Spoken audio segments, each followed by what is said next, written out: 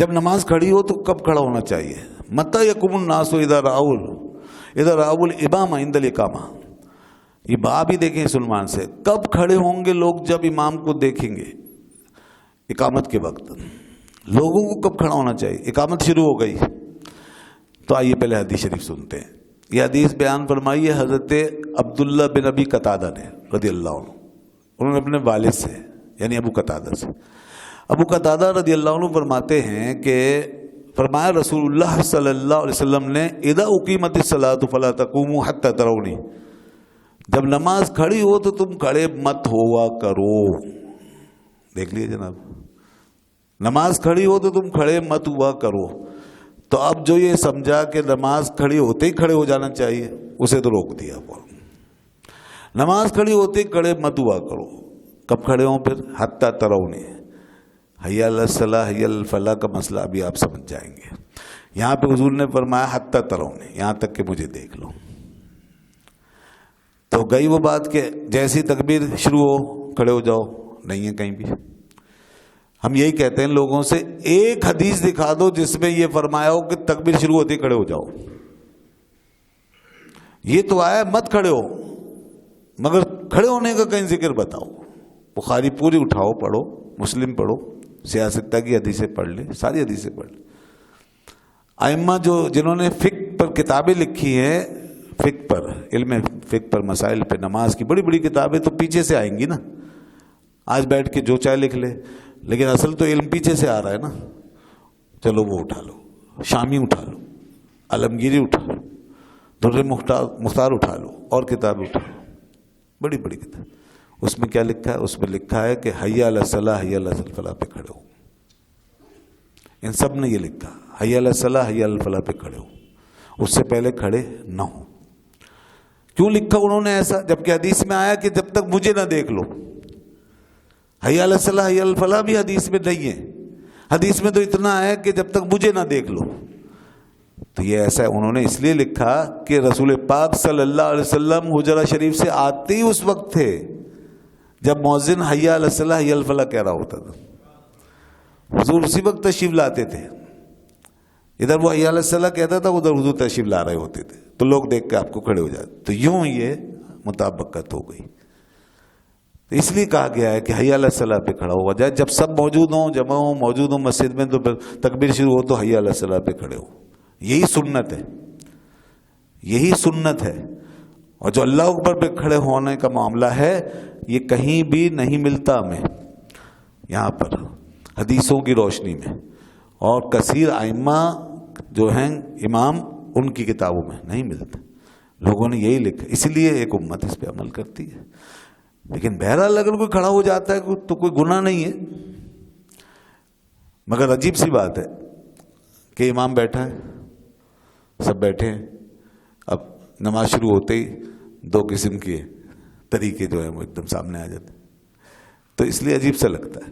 اور پھر امام جو ہے وہ ظاہر ہے صحیح، اگر اس کو سمجھ رہے ہیں آپ تو پھر اس کے مطابق چلنا چاہیے. اور اگر آپ غلط سمجھ رہے ہیں امام کو تو پھر آپ اپنی نماز کو دیکھیں گے. پھر کیا کریں آپ؟ نماز آپ ایسے امام کے پیچھے پڑھ رہے ہیں کہ امام جو ہے خود غلط ہے آپ کی نظر میں، حدیث پہ نہیں چلتا، بدعت پہ چلتا ہے. اور بعض لوگ تو کہتے ہیں شرک کر دیا. امام صاحب نے کہا یا رسول اللہ شرک کر دیا، تو امام کا تو ایمان ہی گیا. پھر نمازیں کہاں سے ہوئی؟ اگر یہ تضادات ہیں نا ہمارے معاشرے کے، عجیب. دین کو ہم نے کھلونا بنایا ہوا، تو ہمارے پاس کیا جسٹیفیکیشن ہے ان باتوں. اس لیے ہمیں ان تضادات سے نکلنا چاہیے. ان بچوں کو ہمیں صحیح تربیت دینی چاہیے اپنی قوم کو. اور یہ تو حدیث ہے جو ہم پڑھ رہے ہیں، حدیث کی روشنی میں بیان کر رہے ہیں. مطلب وہی ہے کہ اس طرح جو لوگ کرتے ہیں وہ سنتے نہیں ہیں، پڑھتے نہیں ہیں. کہیں سے سن کے آ جاتے ہیں یوٹیوب پہ، فیس بک پہ، کسی مولوی صاحب سے، کہیں مسجد میں جا کے نماز پڑھتے ہیں، یا پھر وہ حرم شریف میں دیکھ کے آ جاتے ہیں وہاں جیسا ہو رہا ویسا کریں گے. تو وہ ہم ہمیشہ سے کہتے ہیں وہ کوئی قرآن و حدیث پہ تھوڑی چلتے ہیں ساری باتوں میں. ان کے یہاں بہت سی غلطیاں ہوتی ہیں. وہاں تو سچ پڑھ رہا ہے، وہ سامنے سے گزر رہے، کوئی نہیں برا مانتا، نہ کوئی کہتا ہے نہ کوئی روکتا ہے. وہاں تو عورت ساتھ کھڑی ہو جاتی ہے، مرد کی نمازی ضائع ہو جاتی ہے، یہ بھی ہو جاتا ہے. تو بہت سی چیزیں ہو سکتی ہے. تو اس لیے کہیں بھی یہ نہیں ہے قرآن و حدیث میں کہ حرمین شریفین میں جو ہو اس کی پیروی کرو. یہ بھی ہمارا اپنی اختراع ہے. ہمیں تو قرآن و حدیث پہ چلنا ہے, ان کو بھی چلنا ہے, ہمیں بھی چلنا ہے. تو قرآن و حدیث میں کیا یہ دیکھو اور کیا آیا ہے. یہاں پہ فرمایا جا رہا ہے کہ جب نماز کھڑی ہو تو تم کھڑے مت ہو, فلا تقوموا, صاف فرمایا کھڑے مت ہو, حتی ترون, یہاں تک کہ مجھے دیکھو. پھر فقہا کا میں نے حوالہ دیا, سب اسی طرح لکھتے آئے کہ جب موضع حی علی الصلاۃ پہ پہنچے تو پھر سب کھڑے ہو جائے. اور دیکھیں اذان کے تکبیر کے الفاظ بھی کسی کی سمجھ میں آتے ہوں تو اسے خود سمجھ آ جائے گا کہ معاملہ ہے کیا. مگر ہم اتنا بھی غور نہیں کرتے کہ تکبیر میں اللہ اکبر کا مطلب کھڑے ہونا ہوتا ہی نہیں ہے. کھڑے ہونے کی طرف تو بلاتا ہے مؤذن اس وقت جب حی علی الصلاۃ کہتا ہے. جب تکبیر میں کہتا ہے نا حی علی الصلاۃ, اب وہ کہہ رہا ہے آؤ بھائی نماز کی طرف, حی علی الفلاح, آؤ فلاح کی طرف, قد قامت الصلاۃ, اور یہ آ گئے سب. اب اس نے کہا قد قامت الصلاۃ, لو جی کھڑی ہو گئی نماز, کھڑی ہو گئی نماز, قد قامت الصلاۃ. تو کم از کم اس کے الفاظ ہی سمجھ لو بھائی, کوئی اس تکبیر کا مطلب ہی سمجھ لو کہ کیا کہہ رہی ہے تکبیر, اسی کے مطابق شروع کر دو.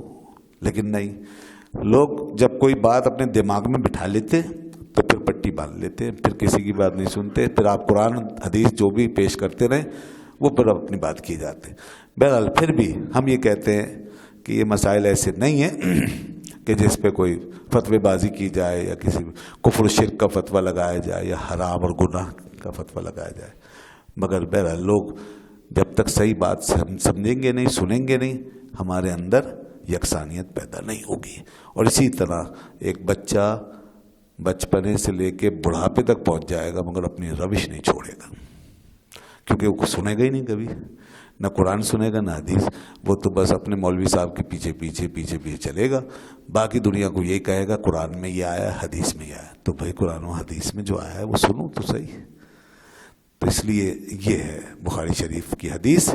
اور اس سلسلے میں بہرحال اگر اور تفصیل چاہیے تو مزید دلائل بھی دیے جا سکتے ہیں, اور آگے بھی امام بخاری اس حدیث کو اسی طرح کی حدیثیں لائے ہیں, اس کے بعد بھی آئی ہے.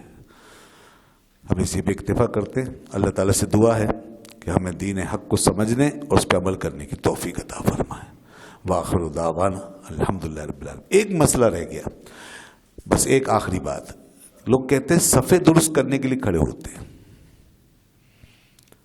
یہ بھی ایک قسم کا مذاق ہی لگتا ہے نا, 10 آدمی ادھر بیٹھے, 10 ادھر, ایک بیچ میں صف درست کر رہا ہے, تو صف کیسے درست ہوگی؟ یا تو سارے کھڑے ہو جائے. اور دوسری بات یہ کہ صفے درست کرنے کا مسئلہ کوئی آج کا مسئلہ نہیں ہے, ہم سے پہلے زمانہ رسالت میں ہم سے زیادہ اہتمام تھا اس کا. تو اس وقت جب حضور نے یہ نہیں فرمایا کہ کھڑے ہو کے صفے درست کر لو جیسے اللہ اکبر کہا جائے, تو پھر ہمیں کیوں اتنی فکر ہے؟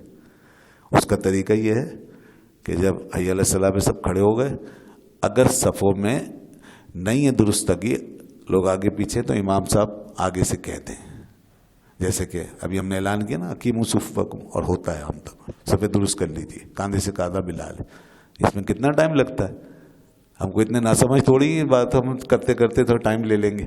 وہ اسی وقت کھڑے ہو جائیں, کاندھے سے کاندھا ملائیں, پیر دیکھیں سیدھے, ختم, 1 منٹ کی بات ہے. تو یہ اعلان ہو جاتا ہے, توجہ کے لیے کافی ہے. تو اس کے لیے اللہ اکبر سے کوشش کرنے اور محنت کرنے کی کیا ضرورت ہے؟